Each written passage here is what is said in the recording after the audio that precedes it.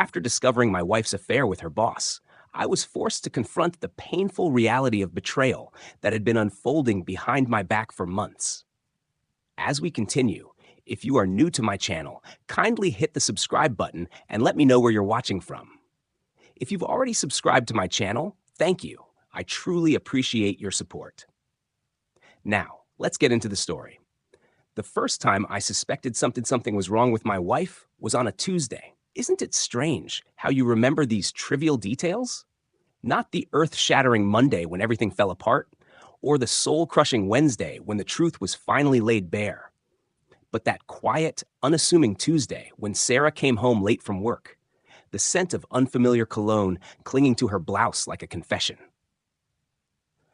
I remember sitting at our kitchen table, the one we'd picked out together at that antique store in Portland during our 3rd anniversary trip.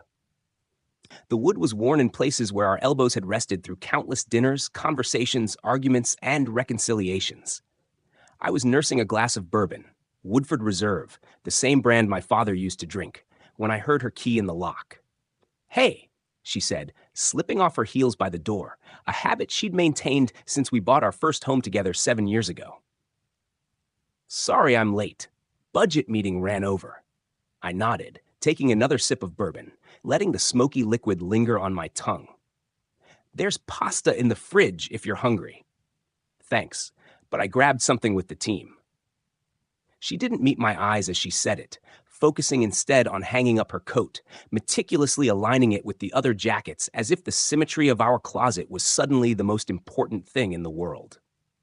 It wasn't until she walked past me to pour herself a glass of water that I caught the scent, woody and masculine with notes of sandalwood.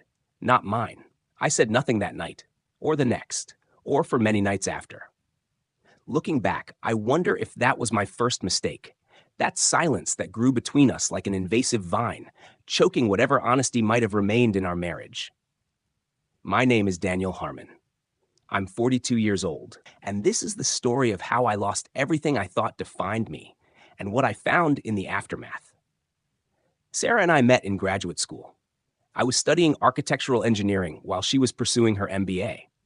We ran into each other, quite literally, at a campus coffee shop. I was rushing to meet my thesis advisor, balancing a tower of blueprints and a large coffee, when Sarah rounded the corner at equal speed, her face buried in a financial analysis textbook. The collision was spectacular. Coffee splashed across my blueprints, her textbook went flying, and we both ended up on the floor surrounded by soggy paper and the curious stares of other patrons. "I'm so sorry," we said in unison, then laughed at the coincidence. She had the kind of laugh that made you want to be the cause of it, musical and genuine, with a slight catch at the end as if she was surprised by her own joy. Her eyes were the color of Kentucky bluegrass, and they crinkled at the corners when she smiled. "You've ruined 3 weeks of work," I said, but I was smiling too.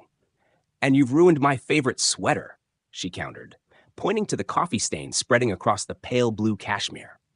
I insisted on paying for dry cleaning. She insisted on helping me recreate my blueprints, and somehow our mutual disaster turned into coffee, which turned into dinner, which turned into a lazy Sunday morning in my cramped apartment.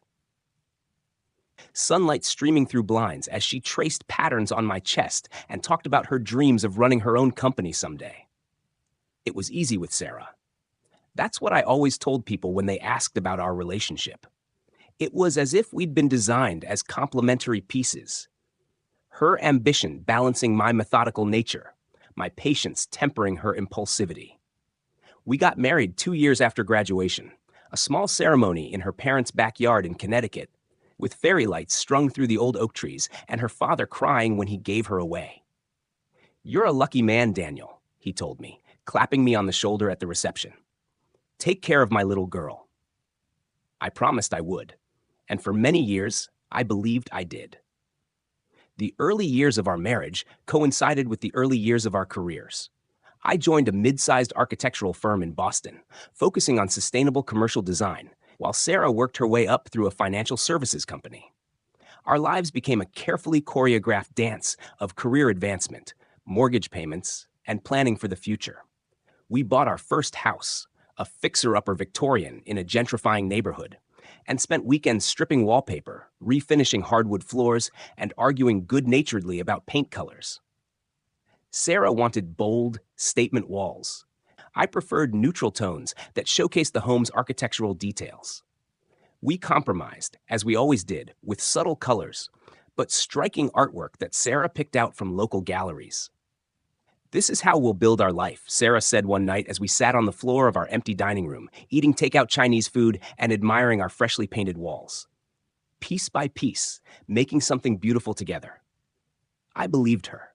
I believed in us. Looking back, I can pinpoint the moment things began to change.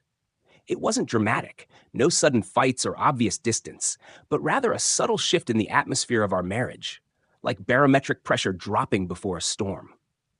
Sarah's company was acquired by a larger financial corporation, and suddenly her career accelerated at a dizzying pace. Late nights became the norm rather than the exception.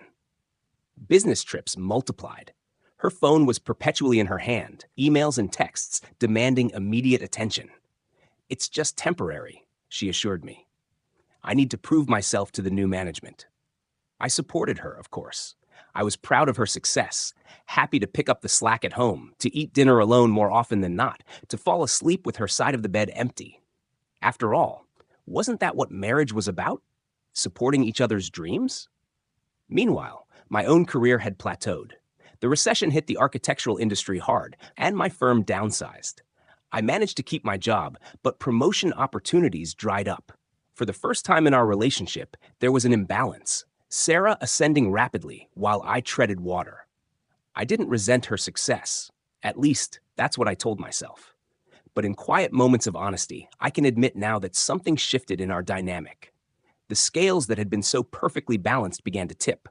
Sarah started referring to our house as my house when talking to colleagues or friends. Small slip, perhaps, but it stung. She began to question my career decisions, suggesting more ambitious paths, connections she could make for me through her growing professional network. "You're too talented to be stuck where you are," she'd say, her tone a mixture of concern and something that sounded uncomfortably like pity. Her wardrobe evolved from practical business attire to designer labels. Her language incorporated corporate buzzwords that felt foreign in our home. She started attending exclusive networking events and coming home with stories about people whose names I was expected to recognize but didn't. We were growing apart, not dramatically but incrementally, like continental drift, slow enough to ignore day-to-day, but resulting in an undeniable separation over time. And then James Whitaker entered the picture. James was Sarah's new boss after the corporate restructuring, the newly appointed CFO who had been brought in to streamline operations. From the beginning, Sarah spoke of him with an admiration that made me uneasy. "James says" became a regular preface to her sentences. James believed in aggressive investment strategies. James had revolutionized the approach to client portfolios. James thought the company should pivot toward emerging markets. I first met him at a company holiday party. Sarah had talked me into a new suit for the occasion, Hugo Boss, more expensive than anything I'd ever owned, insisting that appearances mattered among her new colleagues. "There he is," Sarah whispered, as a tall man in his late 40s entered the hotel ballroom. "That's James." He was exactly as I'd imagined, and nothing like I'd expected. Conventionally handsome in that corporate way, salt and pepper hair expertly cut, tailored suit that probably cost more than our mortgage payment, confident posture that bordered on arrogance. But there was also an undeniable charisma about him, an energy that seemed to alter the atmosphere of the room.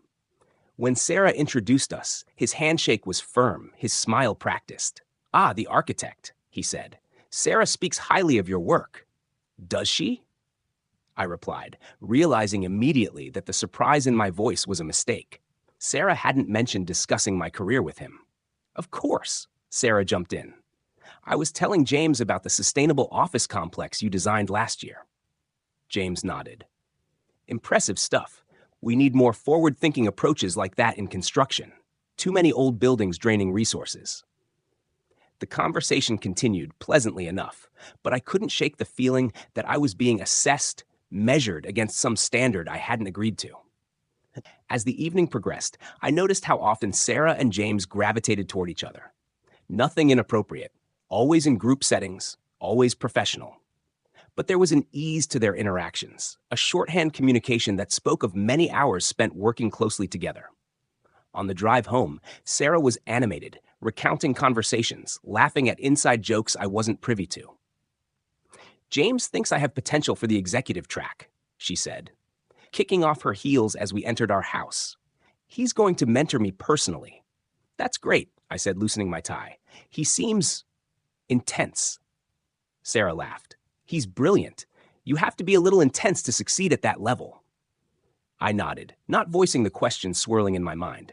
Why did her approval of his intensity sound like criticism of my measured approach to life?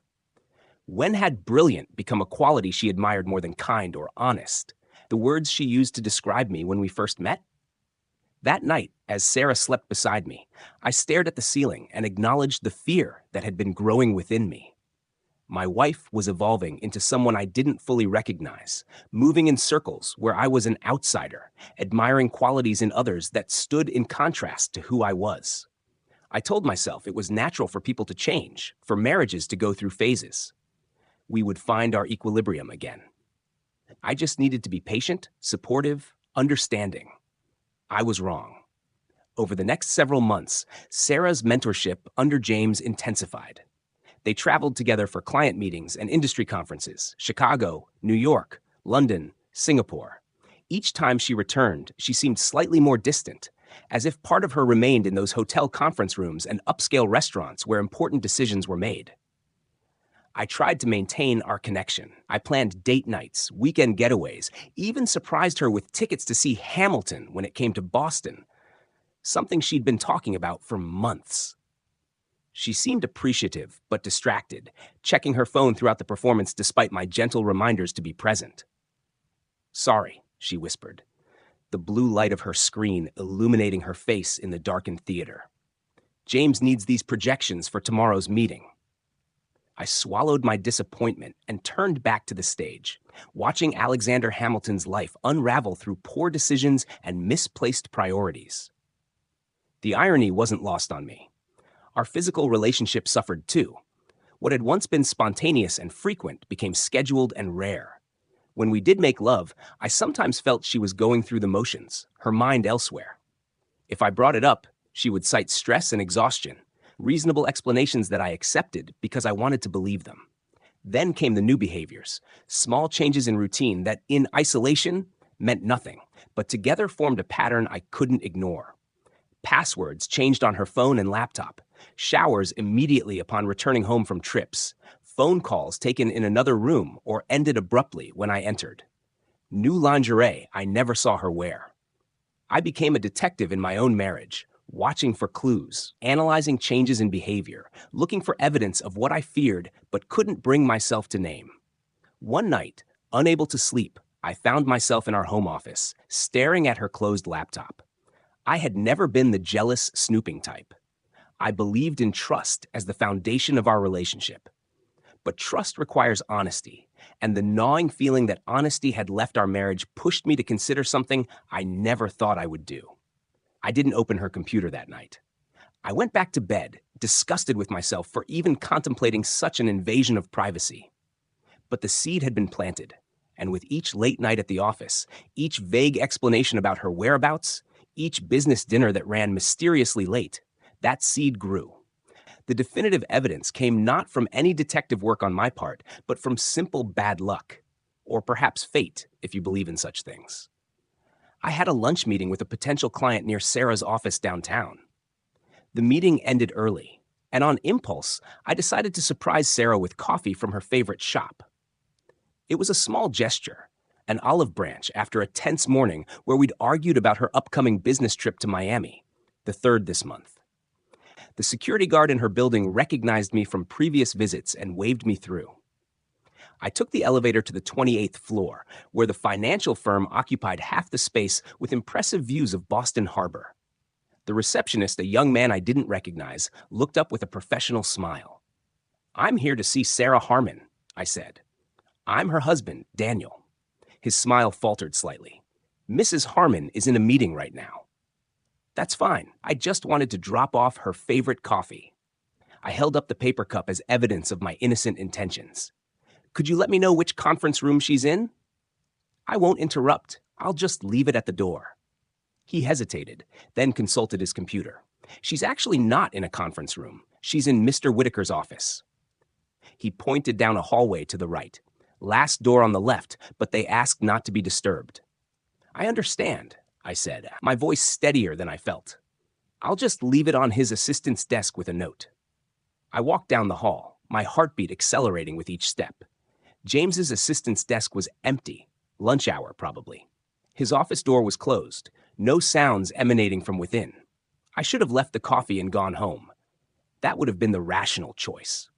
But something, call it intuition, or perhaps a subconscious awareness of subtle clues I'd been ignoring, made me hesitate.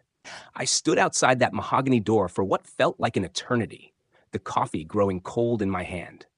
Then, without fully deciding to do so, I turned the handle and pushed the door open. The scene before me seared itself into my memory with cruel precision. Sarah perched on the edge of James's desk, her skirt hiked up around her thighs, her blouse partially unbuttoned.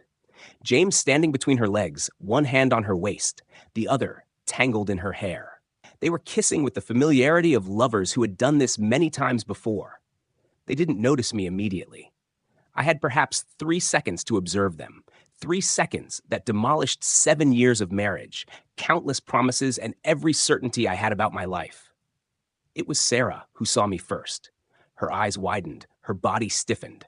James turned, following her gaze, his expression shifting from surprise to something like resignation.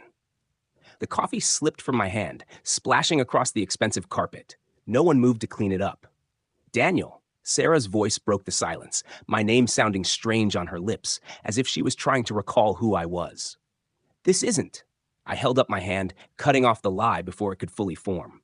Don't, I said, surprised by the calm in my voice. Just don't. I turned and walked out, closing the door quietly behind me. The receptionist looked up as I passed, concern evident on his young face. Sir? Is everything okay? I didn't answer. I couldn't. I took the elevator down, walked through the lobby, and stepped out into the bright Boston afternoon. The city continued its bustling pace around me, traffic flowing, pedestrians hurrying past, construction workers calling to each other from scaffolding on a nearby building, all oblivious to the fact that my world had just imploded. I found a bench in a small park across from Sarah's building and sat down, trying to process what I had seen. A part of me kept expecting to wake up, to discover this was just another anxiety dream brought on by my insecurities. But the bench was solid beneath me, the spring air cool on my face, the memory of what I'd witnessed painfully vivid. My phone buzzed in my pocket. Once, twice, 3 times. Sarah, undoubtedly. I didn't look at it. Instead, I watched a pair of pigeons fighting over a discarded sandwich crust, their determination absurdly compelling in that moment of personal crisis. How long had it been going on? Was this the first time Sarah had betrayed our vows, or just the first time I had caught her? Had there been others before James? Questions multiplied like cells dividing, each spawning new uncertainties, new avenues of pain to explore. I don't know how long I sat there, long enough for the shadows to lengthen, for the afternoon rush to begin as early departing office workers filled the sidewalks. My phone had stopped buzzing. Either Sarah had given up trying to reach me, or she had more pressing concerns, like explaining to her colleagues why the CEO's carpet was stained with coffee, or perhaps crafting a convincing lie to tell me when she finally came home. When I finally stood, my legs were stiff, my mind no clearer than when I'd sat down, but I knew I couldn't stay in that park forever. I had to go home and face what came next. I expected Sarah to be waiting when I arrived home, prepared with explanations or apologies, or perhaps defiance. Instead, I found an empty house, the silence both a relief and an accusation. I checked my phone for the first time since leaving her office. 5 missed calls and a text. We need to talk. I'll be home by 7. It was 6:30. I had 30 minutes to decide how to handle the most difficult conversation of my life. I went upstairs to our bedroom, the room we had painted together, where we had made love countless times, where we had whispered dreams to each other in the dark. I sat on the edge of the bed, running my hand over her pillow, trying to reconcile the woman I had married with the one I had seen in that office today. The sound of the front door opening came at 7:05. Sarah's footsteps on the stairs were hesitant, lacking their usual confidence. She paused in the doorway of our bedroom, her face pale, eyes red-rimmed. She had changed clothes since I'd seen her, a simple blouse and jeans now instead of the tailored dress from earlier. "Daniel," she said, my name heavy with meaning I couldn't fully decipher. "I'm sorry you found out that way." Not, "I'm sorry for what I did, just sorry for how I discovered it." The distinction wasn't lost on me. "How long?" I asked. She looked down at her hands where her wedding ring caught the light. 6 months. The time frame hit me like a physical blow. 6 months of lies. 6 months of coming home to me after being with him. 6 months of "I love you" while loving someone else. Was he the first? Her silence was answer enough. Who else? My voice sounded strange to my own ears, detached and hollow. "Does it matter?"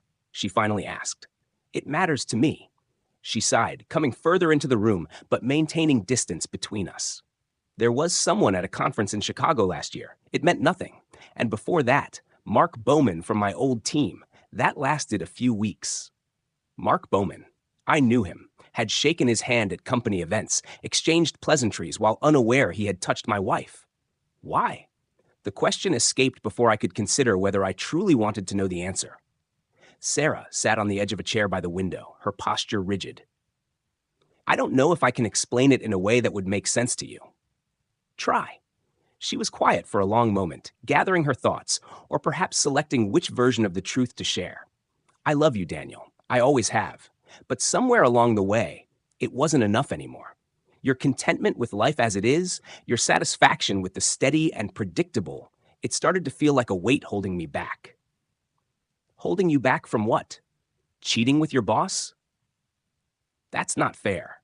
I laughed, a harsh sound devoid of humor. "Fair? You want to talk about fair?" She had the grace to look ashamed, but continued. "With James, I feel challenged, excited. He pushes me to be more ambitious, more driven. He understands the world I work in now. And I don't. You've never tried to, Daniel. You're comfortable in your world of blueprints and building codes. You've never shown real interest in my career beyond polite questions at dinner." The accusation stung because there was a kernel of truth to it. I had asked about her work, celebrated her promotions, listened to her stories about office politics. But had I truly understood what drove her? Had I recognized how important that ambition had become to her identity? "So this is my fault?" I asked, the anger finally breaking through my shock. "You cheated because I didn't take enough interest in quarterly earnings reports?" "No," she said quickly. "The cheating is my fault, my choice, my weakness. I'm not trying to justify it." "Then what are you trying to do, Sarah? What happens now?" She looked out the window, where darkness had fallen, the streetlights casting an amber glow. "I don't know," she admitted. "I didn't plan for this conversation to happen today." "No, you planned for it never to happen at all." I stood up, needing to move, to release some of the energy building inside me. "Were you ever going to tell me, or was I supposed to live in ignorance while you built your exciting new life with James piece by piece? It's complicated." "It's really not," I countered. "You made vows to me. You broke them. Repeatedly. Nothing complicated about that." She stood too, her eyes finally meeting mine directly. "Do you want me to leave?" The question hung between us, weighted with consequence. Did I want her to leave? Despite everything, despite the betrayal and the lies and the casual cruelty of her actions, could I imagine my life without her in it? The thought brought a physical pain, as if something essential was being torn away.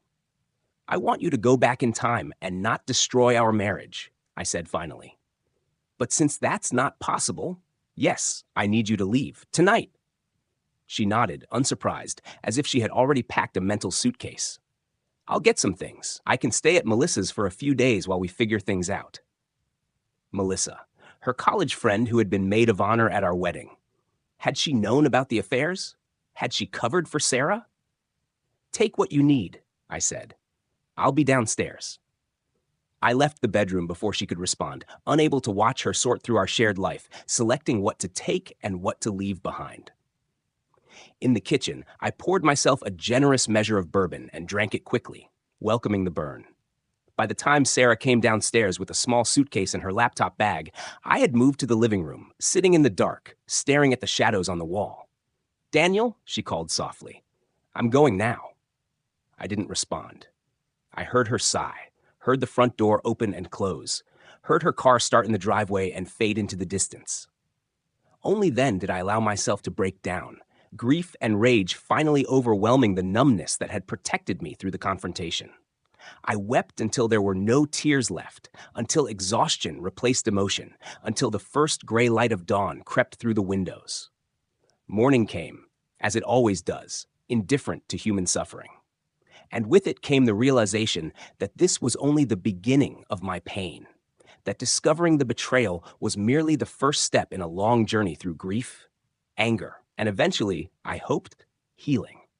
But in that moment, watching the sun rise on the first day of my new unwanted reality, healing seemed impossibly distant, like a shore glimpsed from a storm-tossed sea. The days that followed passed in a blur of practical concerns and emotional turmoil.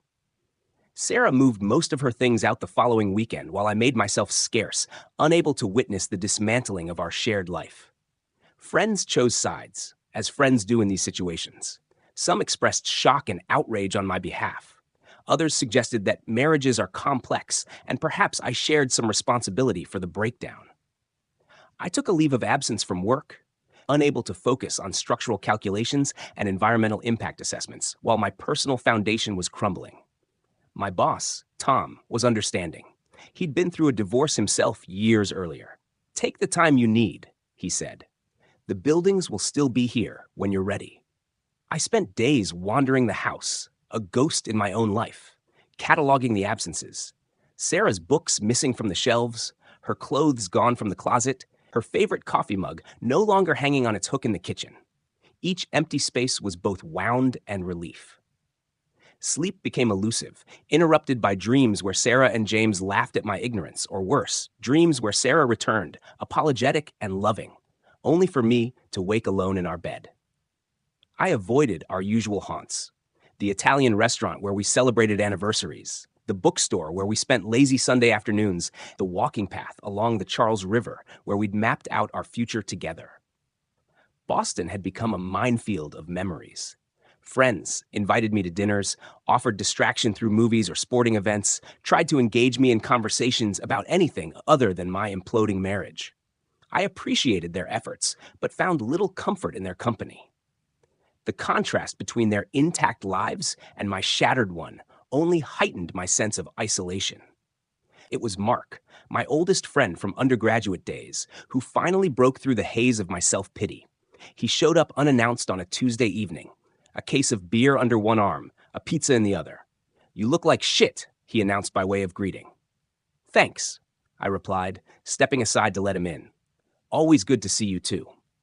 He set the pizza on the coffee table and handed me a beer. "When's the last time you showered?" I shrugged, unable to remember. Days had blurred together. "Right," he said. "Go shower. I'll wait. Pizza's getting cold." Something about his matter-of-fact tone compelled obedience.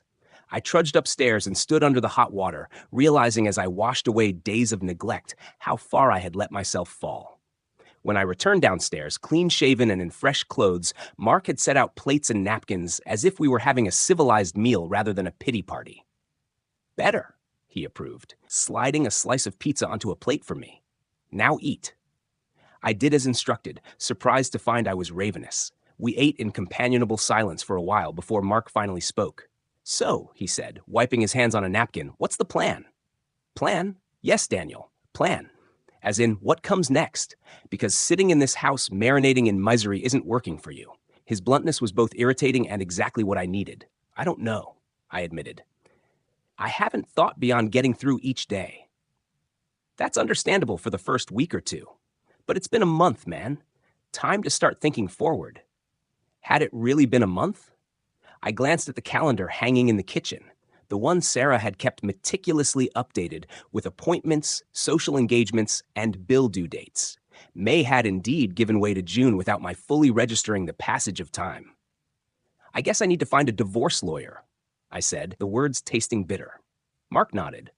"Probably. But I was thinking about something more immediate, something to get you out of this house and these thoughts." "Like what?" "Like that architectural photography workshop in Maine you were talking about last year. The one you didn't sign up for because Sarah had that conference the same weekend. I remembered it. A week-long retreat focused on capturing the essence of architectural design through photography, led by a photographer whose work I had admired for years. I'd been disappointed to miss it, but Sarah's conference had taken priority, as her career commitments often did. "It's probably full by now," I said. Mark pulled out his phone. "Actually, I checked. They had a cancellation. There's one spot left for the session starting next Monday." I stared at him. "You checked?" He shrugged. "Someone had to start making plans for you. You weren't going to do it." The thought of leaving the house, of engaging with something I was passionate about, of being somewhere Sarah had never been, it was both terrifying and appealing. "I don't know if I'm ready," I said honestly. "You're not," Mark agreed. "But you're going anyway. I'll help you pack this weekend." And just like that, a decision was made, a small step forward plotted on the blank map of my future. It wasn't much, a week-long respite rather than a comprehensive life plan, but it was something to move toward rather than away from. That night, for the first time since finding Sarah with James, I slept without dreaming, a small mercy for which I was profoundly grateful.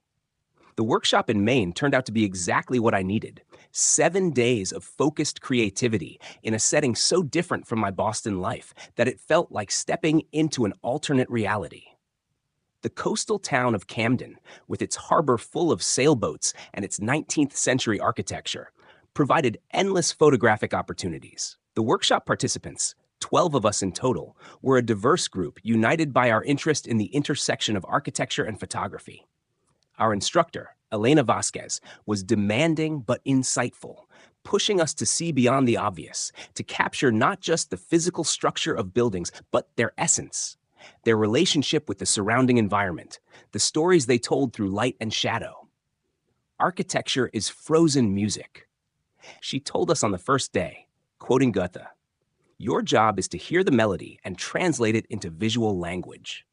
For hours each day, I focused solely on angles, lighting, composition, technical concerns that demanded my full attention, leaving no room for thoughts of Sarah or the wreckage of my marriage.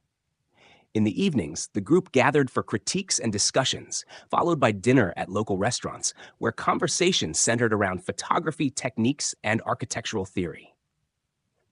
It was during one such dinner at a seafood place overlooking the harbor that I realized I had gone a full day without thinking about my personal problems. The recognition came with a jolt of both guilt and relief. Guilt that I could forget, even temporarily, and relief that forgetting was possible. Lisa, a landscape architect from Seattle who had become something of a friend during the workshop, noticed my sudden quietness. "Everything okay?" she asked, passing me the basket of bread. "Yes," I said, surprised to find I meant it. "Just realized something. That's all." She nodded, not pressing for details, which I appreciated. Lisa had her own story, divorced 5 years earlier, raising 2 teenagers as a single mother while building her career. She had mentioned it briefly earlier in the week, not as a bid for sympathy, but as a simple fact of her life. "It gets better," she said now, seemingly reading my thoughts. "Whatever you're going through, and you don't have to tell me what it is, it does get better with time." I managed a smile. That's what people keep telling me. Because it's true, even if it's also a cliché. She raised her wine glass. "To better days ahead." I clinked my glass against hers. To better days. That night, walking back to the bed and breakfast where I was staying, I found myself noticing details I had missed on previous evening strolls. The way lamplight spilled across cobblestone streets, the contrast between modern storefronts and historic facades, the patterns formed by rigging on the sailboats in the harbor. I took out my camera, a digital SLR I had treated myself to years ago, but rarely had time to use properly, and began capturing these nighttime scenes. For an hour, I wandered the quiet streets of Camden, seeing the town through my lens, present in a way I hadn't been for months. When I finally returned to my room and reviewed the images on my camera's display, I was startled by what I had captured. Not just picturesque New England architecture, but a sense of solitude that was contemplative rather than lonely, spaces that were empty but not desolate. Perhaps, I thought as I prepared for bed, this is what healing looks like in its earliest stages. not the absence of pain, but moments of engagement with the world that exist alongside it. The remainder of the workshop passed too quickly. By the final day, I had assembled a portfolio of images that Elena deemed promising, high praise from someone known for her exacting standards. More importantly, I had remembered what it felt like to be absorbed in something I loved, to see beauty in structural forms, to express myself through creative work. As I packed to return to Boston, Lisa knocked on my door to say goodbye. She was leaving early to catch a flight back to Seattle. "It was good to meet you, Daniel," she said. "Keep taking pictures." "I will," I promised. "And thanks for everything." She smiled, understanding my meaning. Just pay it forward someday. When you're on the other side of whatever you're going through, help someone else find their way. After she left, I added her contact information to my phone, not with any romantic intentions, but because she represented something I needed in my life. A connection that was entirely separate from my history with Sarah. A friendship untainted by the knowledge of my failure as a husband. As I drove back to Boston the next day, the memory card in my camera filled with new images, I felt something I hadn't expected to feel so soon. A tentative hope that there might be a life. And that's the end of the story. If you enjoyed it, please hit the like button and subscribe to my channel. Feel free to share your thoughts in the comment section. I'll definitely read and reply to your comments. See you soon in the next video. Until then, take care of yourself. Bye-bye.